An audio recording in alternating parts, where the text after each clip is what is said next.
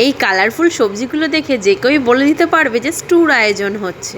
বৃষ্টির সন্ধ্যায় বাড়িতে যেই সবজিগুলো ছিল, আলু, গাজর, টমেটো, ক্যাপসিকাম, একটুখানি বরবটি, কড়াইতে তেল গরম করেই দিয়ে দিচ্ছি তেজপাতা, গরম মশলা আর 2-4টে গোলমরিচ। তারপরে দিয়ে দিলাম পেঁয়াজটা একটু লাল লাল করে ভেজে তারপরে দিয়ে দিচ্ছি টমেটো, আদা, কাঁচা লঙ্কা আর রসুন দিয়ে একটা পেস্ট তৈরি করে নিয়েছিলাম, সেই পেস্টটাই দিয়ে দিচ্ছি। আর দিয়ে দিতে হবে পরিমাণ মতো লবণ আর পরিমাণ মতো হলুদ গুঁড়ো। আর মশলাটা কিন্তু খুব ভালো করে কষিয়ে নিতে হবে। মাটন স্টু বানানোর জন্য মাটনের লেগ পিস আর কিছুটা মাংস আমি নিয়েছি। মশলার সাথে মাংসটা ভালো করে কষিয়ে নিতে হবে। এখন প্রায় প্রতিদিনই বৃষ্টি হচ্ছে। আজ সন্ধ্যায় বৃষ্টির দিনে আমি এই মাটন স্টুটা বানিয়েছিলাম। কেটে রাখা সব সবজিগুলো এক এক করে দিয়ে দিলাম। তোমরা কারা কারা মাটন স্টু খেতে পছন্দ করো অবশ্যই আমাকে কমেন্ট করে জানাতে ভুলবে না কিন্তু। আর এই রেসিপিটি বাড়িতে ট্রাই করতে ভুলো না কিন্তু। এগুলো বেশ যখন মজে আসবে তখন আমি এইগুলো সব প্রেসার কুকারে ঢেলে নিচ্ছি।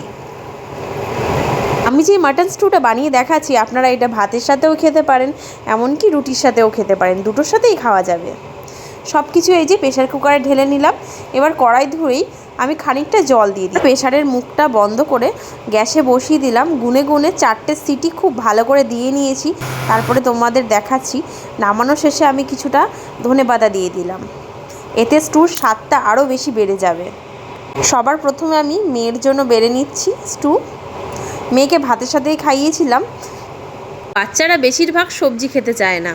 এই বাচ্চাদের যদি এই রকম স্টু বানিয়ে সব রকম সবজি দিয়ে খাওয়ানো যায় তাহলে তাদের স্বাস্থ্যের পক্ষে কিন্তু খুবই ভালো, এমনকি আমরা বড়রাও খেতে পারি। আমার হাজব্যান্ডের জন্য ব্রেড সেঁকে দিয়েছিলাম, ও ব্রেড দিয়ে স্টুটা খেয়েছিল। ব্রেডগুলো পরপর আমি সুন্দর করে সাজিয়ে রেখেছি। আর আমার মেয়ে দেখো এই দুষ্টুমি শুরু করে দিল, গুনছে ব্রেডগুলো এক এক করে। যাই হোক, স্টুটা খেয়ে কিন্তু মেয়েও দারুণ প্রশংসা করলো, আমাকে বলল মা ভালোই হয়েছে।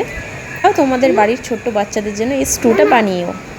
বন্ধুরা, ভিডিওটা ভালো লাগলে অবশ্যই একটা লাইক করে দিও। আর আমার চ্যানেল পিঙ্কু কিচেন সাবস্ক্রাইব করে আমার পাশে থেকো।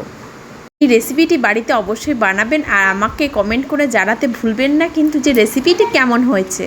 তাহলে দেখা হচ্ছে নতুন আর একটা অন্য ভিডিওতে। সবাইকে অনেক ধন্যবাদ।